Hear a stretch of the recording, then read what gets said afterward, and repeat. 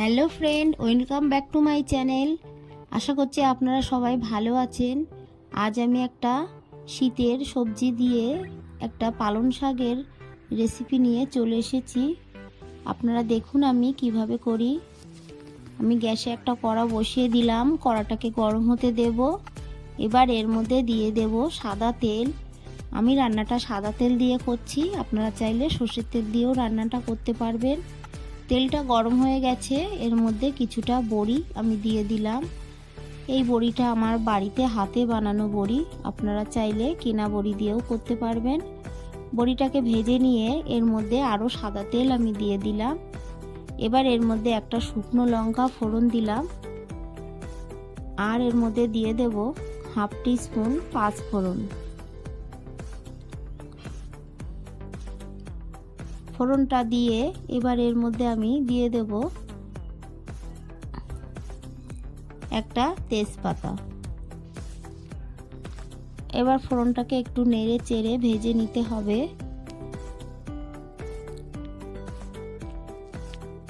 ফোড়নটা ভাজা হয়ে গেছে, এবার এর মধ্যে আমি দিয়ে দেব কেটে রাখা বেগুন। এখানে আছে বেগুন, ছিম, মূলো আর কুমড়ো। প্রথমেই আমি বেগুনগুলোকে দিয়ে দেব।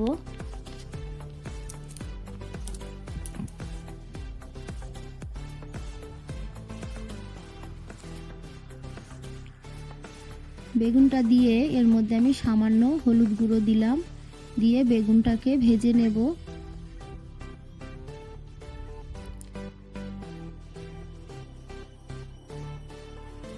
দেখুন বেগুনটা ভাজা হয়ে গেছে। এবার এর মধ্যে কেটে রাখা শিম আমি দিয়ে দেব। শিম আর বেগুনটাকে আরও একটু নেড়ে চেড়ে ভেজে নেব। এবার দিয়ে দেব কেটে রাখা মূলো। আমি মূলোটাকে লম্বা লম্বা করে কেটেছি, আপনারা আপনাদের পছন্দ মতো কাটবেন। আর নিয়েছি কচি কুমড়ো, তাই এর গায়ে একটু খোসা রেখে আমি কেটেছি। আপনারা যে কোনো কুমড়ো দিয়েই রান্নাটা করতে পারবেন। এবার ভালো করে নেড়ে চেড়ে সবজিটাকে একটু ভেজে নেব।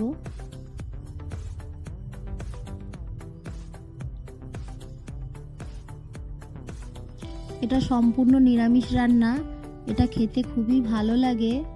এই রেসিপি থাকলে আপনাদের এটা দিয়েই খাওয়া হয়ে যাবে। এর মধ্যে আমি দিয়ে দিলাম হাফ টিস্পুন লবণ। লবণটাকে দিয়ে আবারও একটু নাড়ব।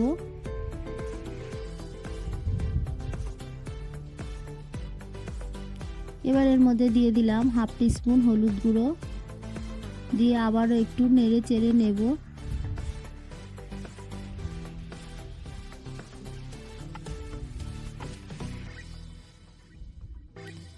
এখানে এবার আমি দিয়ে দিলাম চেরা কাঁচা লঙ্কা। ঝালটা আপনারা আপনাদের পরিমাণ মতো দেবেন।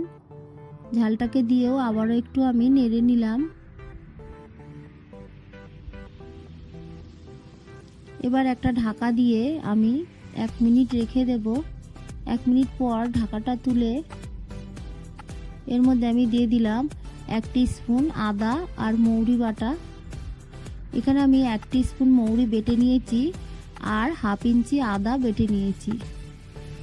এই রান্নাটায় আপনারা অবশ্যই এই মৌরি আর আদা বাটা দেবেন, এটা দিলেই খেতে ভালো লাগবে বেশি। এর মধ্যে আমি সামান্য জল দিয়ে মশলাটাকে কষিয়ে নেব।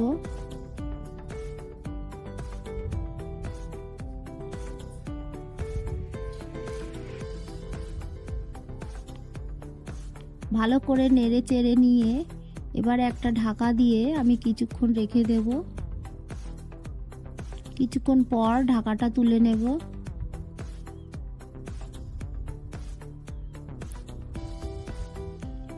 ভালো করে আমি আবারও একটু নেড়ে চেড়ে নেব।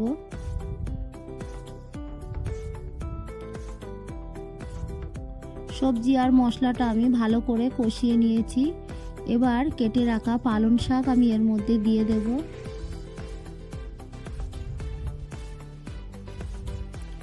অল্প অল্প করে পালং শাক দেব আর একটু নেড়ে চেড়ে উল্টে পাল্টে দেব।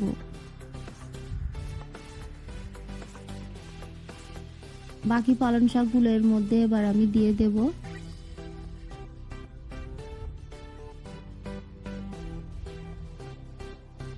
পালং শাক সব দিয়ে আবার ঢাকা দিয়ে আবারও আমি কিছুক্ষণ রেখে দেব। দেখুন পালং শাক সব নরম হয়ে গেছে আর পালং শাক দিয়ে জল বেরিয়েছে।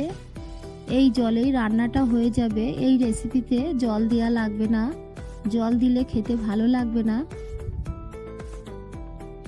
গ্যাসের ফ্লেমটাকে আমি মিডিয়াম রেখে রান্নাটা করে নেব, তাহলে সব সবজিগুলোও সিদ্ধ হয়ে যাবে। ভালো করে নেড়ে চেড়ে নিয়ে আবারও আমি ঢাকা দিয়ে রেখে দেব। কয়েক মিনিট রেখে ঢাকাটা তুলে নিয়েছি। এবার ভেজে রাখা বড়িগুলো এর মধ্যে দিয়ে দিলাম। বড়িটাকে দিয়ে ভালো করে নেড়ে চেড়ে মিশিয়ে নেব।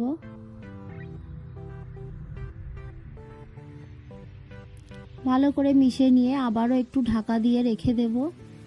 ঢাকাটা তুলে নিলাম। দেখুন পালং শাক দিয়ে কতটা জল বেরিয়েছে। এবার ভালো করে নেড়ে চেড়ে নিয়ে এই জলটাকে শুকিয়ে নিতে হবে। আমি বড়িগুলো একটু ভেঙে ভেঙে দিচ্ছি।